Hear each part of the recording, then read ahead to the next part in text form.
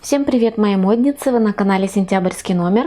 Меня зовут Алена Серебренникова, я дизайнер одежды. На моем канале мы разбираемся в фэшн-технологиях и создаем авторские красивые платья.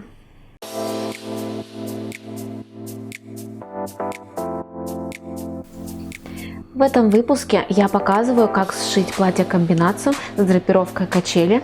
В прошлом выпуске я говорила о том, что образцы обработки швов я сделаю после раскроя, перед сборкой изделия, но технология сборки должна быть решена уже на стадии эскиза. Сначала нужно проработать все применяемые швы на образцах ткани. Это нужно сделать обязательно, во-первых, чтобы убедиться, что выбранная технология верна и ничего в процессе пошива менять не придется. Во-вторых, такая медитация поможет перестроиться на ткань, особенно если предыдущее изделие было совершенно из другого по своим свойствам материала. Также на образцах нужно попробовать влажно-тепловую обработку, дублирование и только после этого приниматься за сборку платья. Платье шьется без оверлока, все швы закрыты. Это считается обработкой люкс, она же от кутюр. Применяемые швы на низ платья и край обтачки московский шов, он же французский, и двойной шов на боковые швы.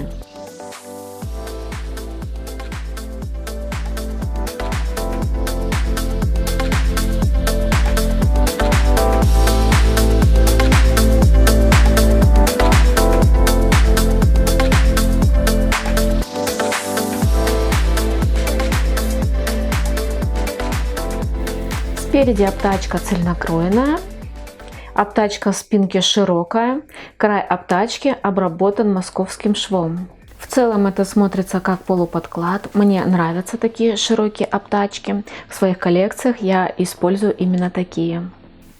Боковые швы — это двойной шов. Крой у меня по косой. И в таких простых изделиях сама обработка швов, то, как изготовлено платье, это и есть дизайн платья. В таких платьях очень важна качественная обработка швов. И если дизайнер на стадии эскиза не продумывает, как будет выглядеть шов после той или иной обработки, то в итоге, например, разместив заказ на пошив пробного образца на 3 разных производствах, это будут 3 разные изделия. От обработки швов зависит внешний вид. Очень часто это ошибка, главная ошибка молодых дизайнеров — не продумывать обработку. Дизайнер одежды должен это делать обязательно. Ну и, конечно же, бытует мнение, что дизайнер одежды не обязательно должен уметь шить. Это, конечно же, не так. Дизайнер обязательно должен владеть методиками конструирования и моделирования, желательно несколькими, и знать и иметь навык по работе с разными технологиями, знание материаловедения, конечно же, чтобы грамотно изготовить пробный образец для дальнейшего размещения заказа на производстве и взаимодействовать с технологом и конструктором. Ну или же самостоятельно изготавливать коллекции, у кого как, смотря какие цели у дизайнера одежды, смотря где он работает и как видит свое производство, как ведет свое дело.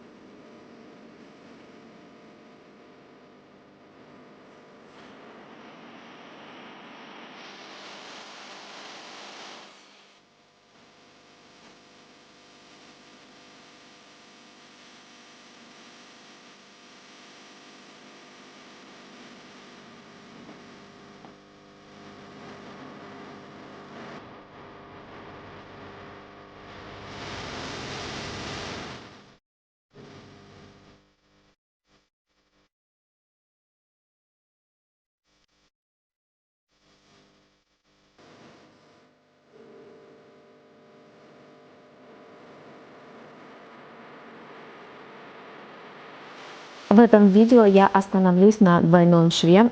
Сначала я стачиваю изнанка к изнанке, полочку и спинку, предварительно соединив на весу по контрольным точкам.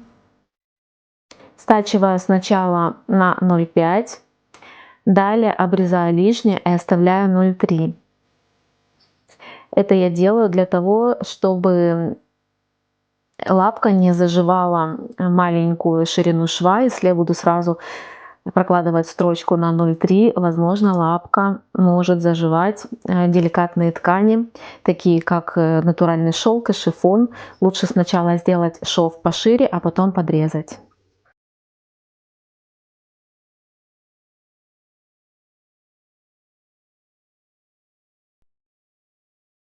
Затем нужно приутюжить. Далее заутюжить швы на одну сторону. Так они послушнее лягут. Далее я заметываю косыми стежками. Это обязательно уже лицо с лицом, лицевую сторону полочки, лицевую сторону спинки. Я не пропускаю этот этап, несмотря на то, что навык работы с шелком у меня имеется.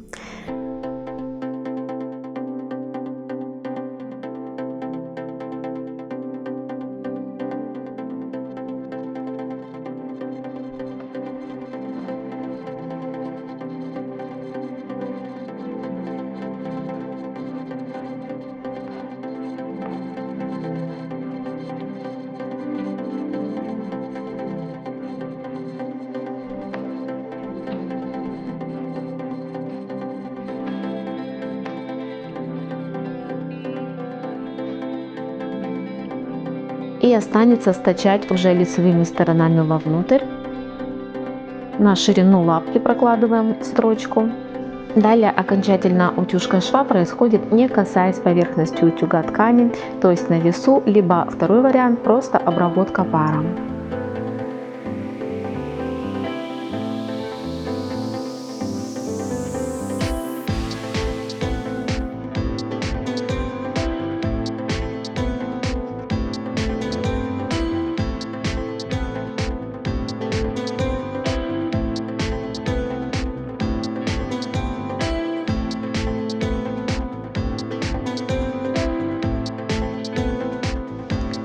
Шов в итоге должен быть эластичным, не затянутым, с лицевой стороны тоже ничего не тянет.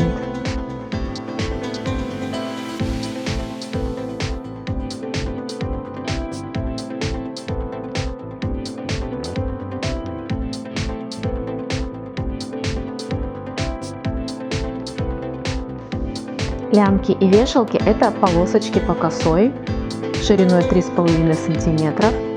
В лямках ширина шва примерно 2 мм, в вешалках 3,5. Вешалки чуть шире.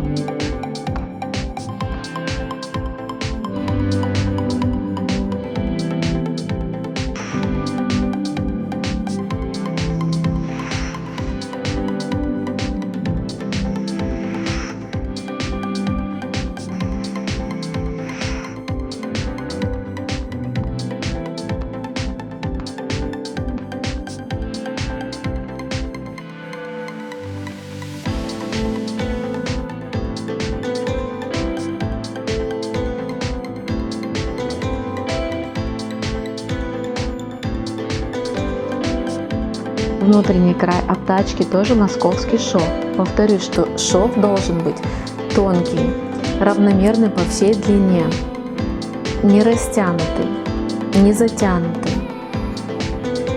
Да, нужен навык и знание правильной технологии. Это не просто двойная подгибка. Такой шов стоит научиться делать, потому что таким швом можно шить полностью платье из деликатных тканей. У меня была целая коллекция из прозрачных тканей, в которой практически все платья были сшиты московским швом.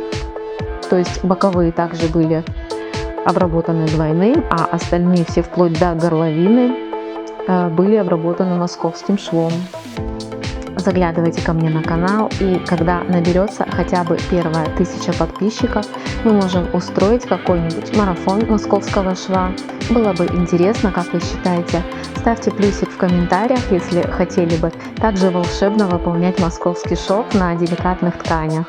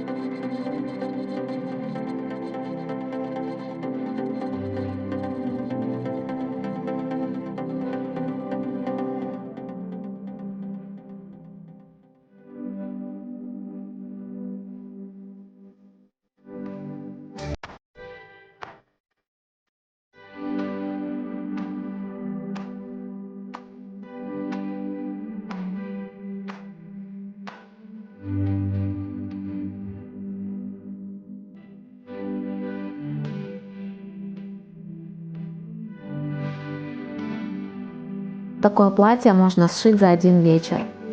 Если у вас нет навыка по работе с шелком, то можно начать просто с тонкой ткани с другим составом.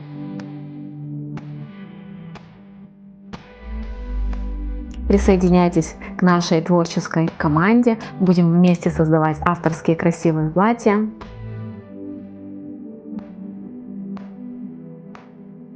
И если вы еще не сделали выкройку такого платья по моему видео, скорее делайте и шейте к лету себе несколько платьев разных расцветок. Не бойтесь экспериментировать, будьте модными и счастливыми. И всем фэшн!